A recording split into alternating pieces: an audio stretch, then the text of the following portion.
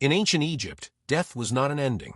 It was a doorway, a passage to an eternal life where the soul would need its body once more. For nearly 7,000 years, the Egyptians perfected an art that would defy death itself, the sacred ritual of mummification. Today, we follow one journey from death to immortality. Our story begins in 1250 BCE in the city of Thebes. A nobleman has died. His family knows they have exactly 70 days to prepare him for eternity. Within hours, the body is taken to the Ibu, the place of purification, a tent erected on the western bank of the Nile, where the sun sets. The west belongs to the dead. Here, the embalmers, priests who serve Anubis, the jackal-headed god of death, will begin their sacred work. First, purification. The body is washed with water from the Nile and wine from the delta. This is not just cleansing, it is the first act of transformation. Now begins the most sacred and gruesome work. The brain must be removed. The Egyptians believed it served no purpose in the afterlife. Using a bronze hook inserted through the nostril, the embalmers break through the ethmoid bone and extract the brain piece by piece.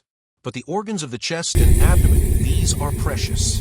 The stomach, intestines, liver, and lungs contain the essence of life itself.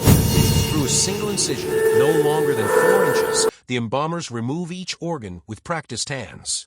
Each will be preserved separately. The stomach goes to Duamutef, the jackal. The intestines to Kabesanouf, the falcon. The lungs to Hapi, the baboon. And the liver to Imsidi, who bears a human face.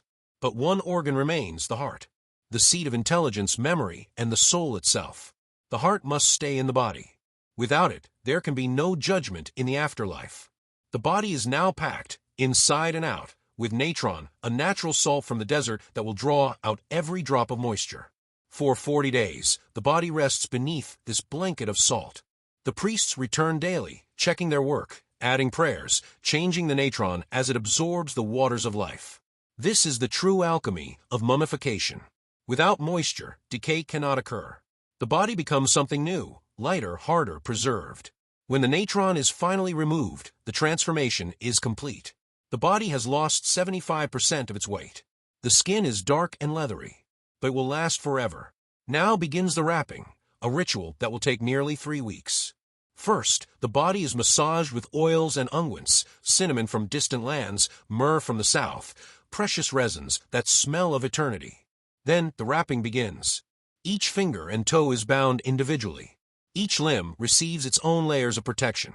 Between the layers, amulets are placed. The eye of Horus for healing, the scarab beetle for resurrection, the jed pillar for stability. Each charm is a prayer made solid, a spell woven into linen.